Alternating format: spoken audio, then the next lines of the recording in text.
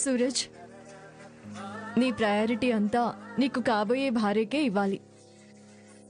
జోష్నికి తినిపించు. సూరజ్ మనసులో ఉంది కూడా అదే. తినిపించు బ్రదర్, మేమేం అనుకోంలే. జ్యోత్స్నా, తినిపించవయ్యా మరిది.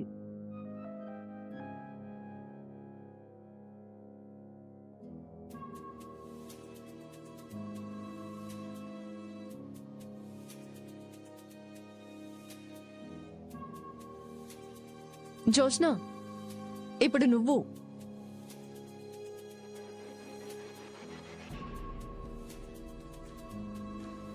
Happy birthday Suraj.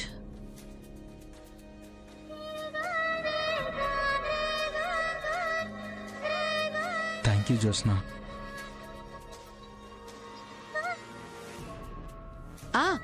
గిఫ్ట్ అన్నారు కదా, ఏది? జోస్నే సూరజ్కి ఇచ్చే బర్త్డే గిఫ్ట్. ఓ అవునా, నువ్వు భలే సర్ప్రైజ్ ఇచ్చావురా.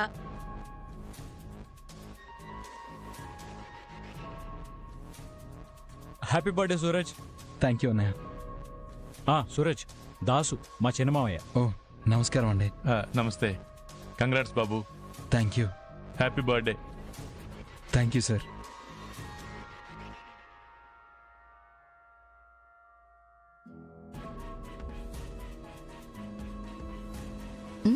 ఏంట్రా? అరే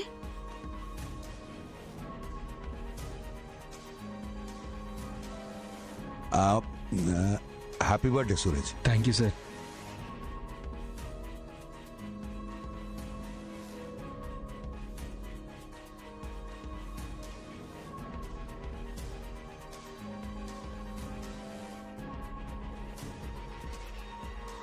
ఏంటమ్మా ఇది?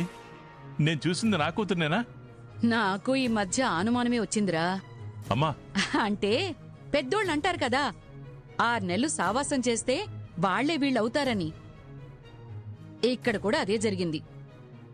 నీకా కార్తీక్ గాడు సూరజ్ గురించి ఏం చెప్పలేదా? మావయ్య నీకో సర్ప్రైజ్ ఉందిరా, అది నీ కళ్ళతో నువ్వే చూడాలి అన్నాడు. సర్ప్రైజ్ కాదమ్మా, పెద్ద షాకే ఇచ్చాడు. వాడంతే, అందరికీ అలా షాకులు ఇస్తూనే ఉంటాడు. సూరజ్ గురించి కాస్త చెప్పాడులే అమ్మా. కాకపోతే ఈ ట్విస్ట్ నేను ఊహించలేదు. నువ్వేంట్రా, నేను కూడా ఊహించలేదు. నాకు మాత్రం చాలా ఆనందంగా ఉందమ్మా, పట్టలేనంత సంతోషంగా ఉంది. నాకు అంతే సంతోషంగా ఉందిరా. నీ కూతుర్ని ఏ ఉద్దేశంతో నేను ఉయ్యాల మార్చానో ఆ ప్రయోజనం అది నేటితో పూర్తయింది. అదింకా నువ్వు మర్చిపోలేదమ్మా? ఎలా మర్చిపోతాన్రా?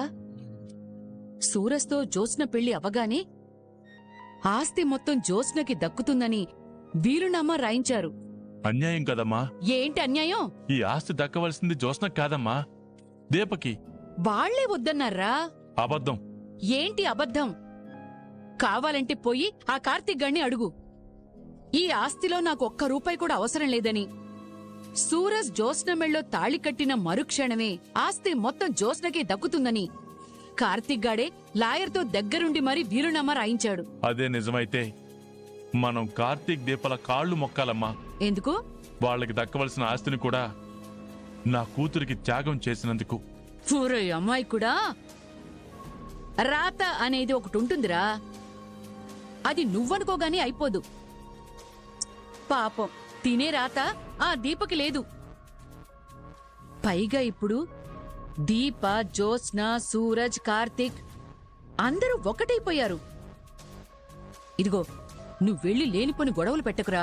అది కాదమ్మా, ఒరేయ్, అది నేను. నువ్వు మాట్లాడుకో. నిన్ను కార్తీక్ గాడు ఎందుకు పిలిపించాడో తెలుసా? నీ కూతురికి జరగబోయే మంచిని నీ కళ్ళకి చూపించాలని. వచ్చావు కదా, చూసావు కదా, ఒక కేకు ముక్క తినేసి సైలెంట్ గా వెళ్ళిపోరా నాయనా. అంతేగాని వాళ్ళు నీ కూతురికేదో మంచి చేశారని నువ్వెళ్ళి శివనారాయణ గారి దగ్గర జ్యోత్స్న నీ మనవరాలు కాదన్న నిజం చెప్పొద్దు. చెప్పకపోతే మాత్రం ఆ నిజం ఎప్పటికైనా తెలియవలసిందే కదా. మనం చెప్తేనే తెలుస్తుందిరా. కార్తీక్, దీప చెప్పరు. పాపం కదమ్మా. ఏంట్రా పాపం? శివనారాయణ గారు ఏమన్నారో విన్నావు కదా. దీప, జ్యోత్స్న నా మనవరాళ్లే, కార్తీక్ సూరజ్జు నా మనవళ్లే అన్నారు. అంతకంటే మనకు కావాల్సిందేముందిరా? దీపకి అమ్మా నాన్న ఇప్పటి వరకు లేరు, ఇక మీదట అవసరం లేదు. ఎలాగూ సుమిత్రమ్మ చిన్నయ్య గారు అని వాళ్ళిద్దరిని పిలుస్తోంది కదా, దానికి ఆ పిలుపు చాలే. అది కాదమ్మా. ఎవరికి ఎంత రాసి పెట్టుందో అంతే జరుగుతుందిరా. దేవుడికి మాత్రం తెలీదా ఎవరికేమి ఇవ్వాలో? మనకి జరిగిన మేలేంటంటే జ్యోత్స్న కార్తీక్ గారిని మనసులో నుంచి తీసేసి ఆ సూరజ్ గారిని ప్రేమించింది. హ, దానికి మనం ఆనందపడాలి. అంతకు మించి మనం ఆలోచించవలసిన అవసరమే లేదు. అలాగేనమ్మా, కానీ చేసిన పాపం నీడలాంటిది, వదిలిపెట్టదమ్మా.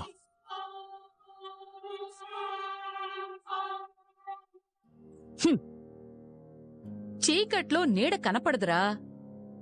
చీకట్లో చేసిన పాపాలు కూడా అలాంటివే, ఎప్పటికీ బయటికి రావు.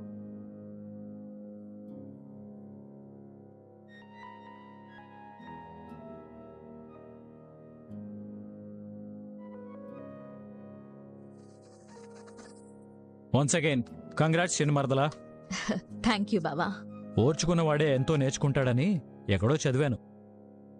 ఈరోజు ఆ మాటని నువ్వు నిజం చేసావు. నిన్ను చూస్తుంటే మాకే ఆశ్చర్యంగా ఉంది. నువ్వెవరి కోసం మారేవనుకున్నాను, ఇలాగే మొండిగా ఉండిపోతావనుకున్నాను. కానీ కాలం నీలో చాలా పెద్ద మార్పే తీసుకొచ్చింది. నాలో మార్పు కాలం కాదు దీపా, మీరు తీసుకొచ్చారు. సూరజ్ నన్ను రిజెక్ట్ చేసిన దగ్గర నుంచి ఈ రోజు వరకు నేనెంత మారానో నాకే అర్థమవుతుంది. ఒక టైంలో నిజంగానే పెళ్లి చేసుకోకుండా లైఫ్ లాంగ్ ఇలాగే ఉండిపోదామనుకున్నాను. కానీ మీరిద్దరూ నన్ను సూరజ్ని కలిపారు. అందుకు నేను మీకు థ్యాంక్స్ చెప్పాలి. అంతా నువ్వే చేసుకున్నావు జ్యోత్స్న. లేదు బావా, మీరిద్దరూ లేకపోతే ఈ కథ మొదట్లోనే ఆగిపోయేది. దీనికో సరైన ముగింపు దొరికింది అంటే కారణం మీరే. ఇది ముగింపు కాదు జ్యోత్స్న, నీ పెళ్లితో సరికొత్త ఆరంభం. ఇన్నాళ్ళు మనమంతా చాలా ఇబ్బందులు పడ్డాం. నీ పెళ్లితో అవన్నీ పోయినట్టే. అవునలుడు, ఇబ్బందులన్నీ పోయినట్టే. నాన్నా,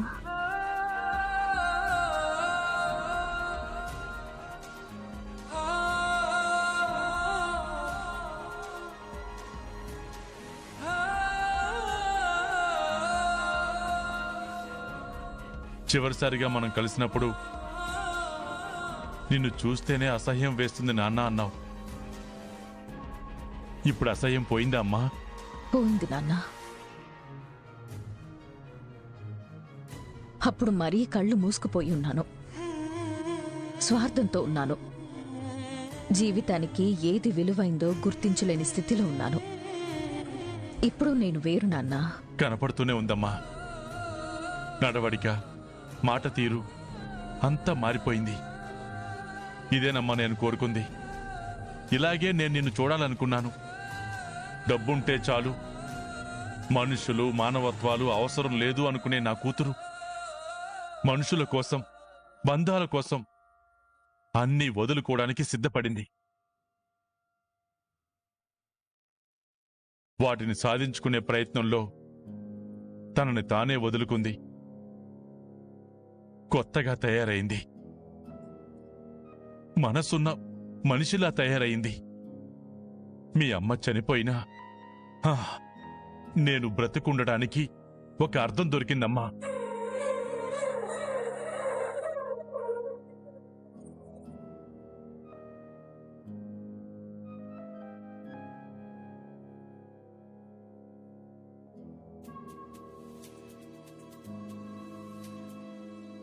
నా జీవితంలో ఇలాంటి రోజు చూస్తానని నేను అనుకోలేదమ్మా. చూసావు కదా నాన్నా, నాకీ ఆనందం చాలమ్మా. సరిపోదు నాన్నా.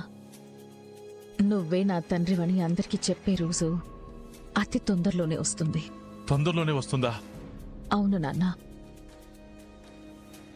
దీపే సుమిత్ర దశరథుల కూతురు.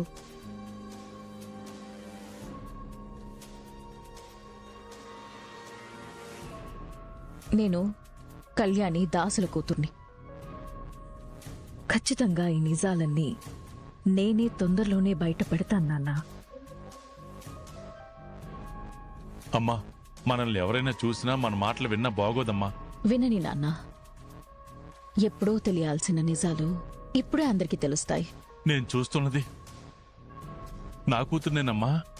నువ్వైతే మాత్రం దీప పుట్టుక గురించి బావకి గాని మా డాడీకి గాని దీపకి గాని ఎవ్వరికి చెప్పడానికి వీల్లేదు. ఇలా మాట్లాడుతుంది నువ్వేనా? నమ్మలేకపోతున్నావు కదా నాన్న? కోపంతో నా జీవితాన్ని నేనే పాడు చేసుకోబోయాను. అప్పుడు వీళ్ళే నాకు సాయంగా నిలబడి నా చేతులతో నా తప్పుల్ని సరిదిద్దేలా చేశారు. నన్ను నాకే ఇష్టమైన మనిషిలాగా చేశారు.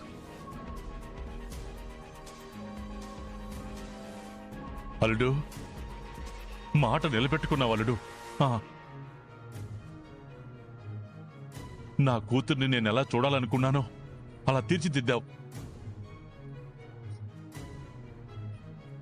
అమ్మా, మీ రుణం నేను ఈ జన్మలో తీర్చుకోలేను. ఈ జన్మ రుణాలు ఈ జన్మలోనే తీరిపోవాలి బాబాయ్. మీరే లేకపోతే నేనెవర్నూ నాకే తెలిసేదే కాదు. కుబేర్ కూతురిగానే మిగిలిపోయేదాన్ని. రుణం తీర్చుకున్నావమ్మా. నేను నీకు తల్లిదండ్రులనిచ్చాను. నువ్వు నాకు నా కూతుర్నిచ్చావమ్మా. ఇక మన రుణాలు తీరిపోయినట్టే. అప్పుడే రుణాలు తీర్చుకుంటే అలా? ఇంకా చాలా ఉంది. ముహూర్తాలు పెట్టాలి, పెళ్లి చేయాలి, అప్పగింతలు అవ్వాలి. ఆ తర్వాత కదా రుణాలు తీరేది. అప్పటికీ ఈ రుణాలు తీరవు బావా. మీకు నేను జీవితాంతం రుణపడి ఉంటాను. నా కూతురే కాదలుడు, నేను కూడా మీకు రుణపడి ఉంటాను. అమ్మ జ్యోత్స్న, దీపక్ అన్యాయం జరిగిందనే బాధ నాకిప్పటికీ ఉందమ్మా. నేను నిన్ను ఒక్కటే కోరుకుంటున్నాను. ఏ విషయంలోనూ ఏ రకంగానూ దీపకి ఎటువంటి అన్యాయం జరగకూడదమ్మా. అలాగే నాన్న. నీ పెళ్లితో చాలా జీవితాలు మారిపోవాలమ్మా. మారిపోతాయి బాబాయ్. జోష్న పెళ్లి అందరి జీవితాలని మార్చేస్తుంది. అందరి జీవితాల్లో మరింత సంతోషాన్ని తీసుకొస్తుంది. అంతేనా జోష్న? అంతే దీప. నీ మాటే నా మాట.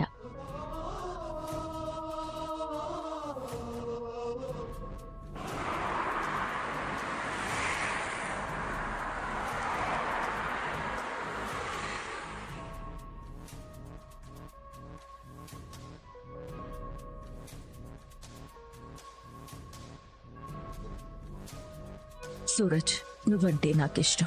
నా మనసు ఇది అని ఇంతకంటే నేను బాగా చెప్పలేను. అర్థమైందో లేదో నువ్వే చెప్పాలి.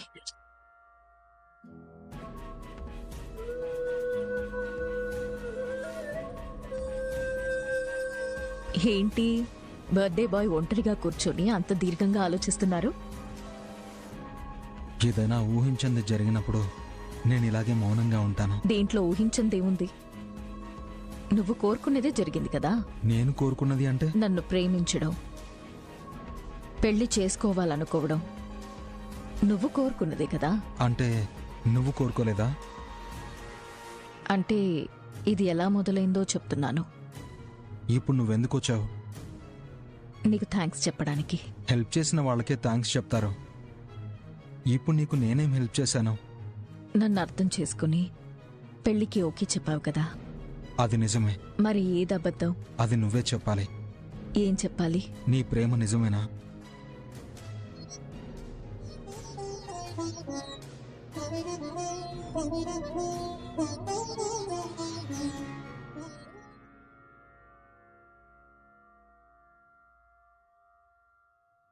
అడిగిన దానికి సమాధానం చెప్తావనుకుంటే ఏడుస్తున్నావా?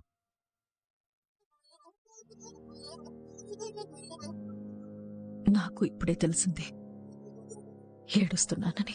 ఇంత చిన్న మాటకే కళ్ళల్లో నీళ్లు తిరిగేంత సున్నితంగా మారిపోయావా? రాతి విగ్రహంలా ఉండే నీ మనసు గాజు బొమ్మలా అయిపోయిందా? నీ మాటలతో నీ చేతలతో ఎంతమందిని బాధపెట్టుంటావు. ఎన్నిసార్లు బాధ పెట్టుంటావు? ఇంతకంటే కఠినమైన మాటలు వాడి మనసు నిలువునా చీల్చేసుంటావు. అలాంటి జ్యోత్స్న నీ ప్రేమ నిజమేనా అన్న ఒక్క మాటకి మేఘం వర్షించినట్టు కన్నీళ్లు కురిపిస్తుందా? చాలా ఆశ్చర్యంగా ఉంది. నా మనసుని మేఘంలా మార్చేసిన నీకే ఇంత ఆశ్చర్యంగా ఉంటే, నీకోసం నాకు తెలియకుండా నేనే ఏడుస్తుంటే నాకెంత ఆశ్చర్యంగా ఉండాలి. నేను మార్చానా? అవును, నువ్వే మార్చావు. నన్ను మార్చడం మా గ్రానీ వల్ల అవ్వలేదు, మా మమ్మీ డాడీ వల్ల అవ్వలేదు, మా తాత వల్ల అవ్వలేదు, ఆఖరికి మా బావ వల్ల కూడా అవ్వలేదు. కానీ నీ వల్ల అయ్యింది సూరజ్. ఎలా? నిన్ను మారమని నేనేం అడగలేదే. ఒక విత్తనాన్ని భూమిలో నాటి రోజు నీళ్లు పోస్తుంటే నువ్వు ఆ విత్తనాన్ని మొలవమని ప్రత్యేకంగా అడగాల్సిన అవసరం లేదు. అది నువ్వు వద్దన్నా మొలుస్తుంది. ప్రేమ కూడా అంతే. నువ్వు నన్ను ప్రేమించు అని అడిగినప్పుడు నేను నిన్ను ప్రేమించలేదు. మారతావో మారవో అని నన్ను వదిలేసావు చూడు, అప్పుడు నేను నిన్ను ఇష్టపడ్డం మొదలుపెట్టాను.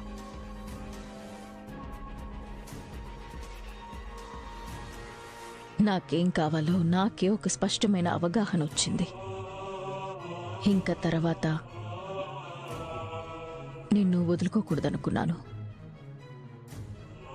అప్పటి వరకు శివన్నారాయణ గారి మనవరాలిగా ఉన్న నేను అచ్చమైన ఆడపిల్లగా మారాను. నా మనసు ఇది అని నీకెలా చెప్పాలో నాకు అర్థం కాలేదు. కానీ చివరికి అర్థం చేసుకున్నావు. సారీ, నీకు అర్థమయ్యేలా చెప్పగలిగాను. ఆ తర్వాత నేను ఎంతగా మారిపోయానంటే నువ్వు చూడకపోతే బాధేసేది. నీతో ఎవరైనా చనువుగా ఉంటే కోపం వచ్చేది. తెలియకుండానే నీ మీద నాకు ఆశలు పెరిగిపోయాయి. అవి నన్ను ఏ స్టేజ్కి తీసుకెళ్ళిపోయాయంటే నువ్వన్నట్టే రాతి విగ్రహంలా ఉండే నన్ను గాజు బొమ్మని చేసేశాయి.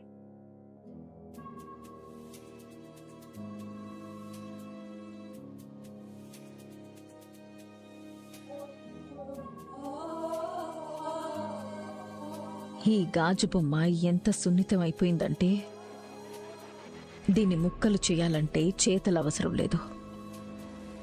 పదునైన ఒక్క మాట చాలు.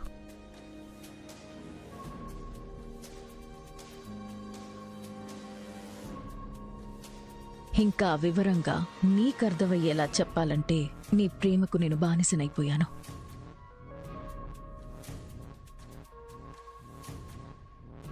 అసలు ప్రేమంటే ఏంటో తెలిసింది నీ వల్లే.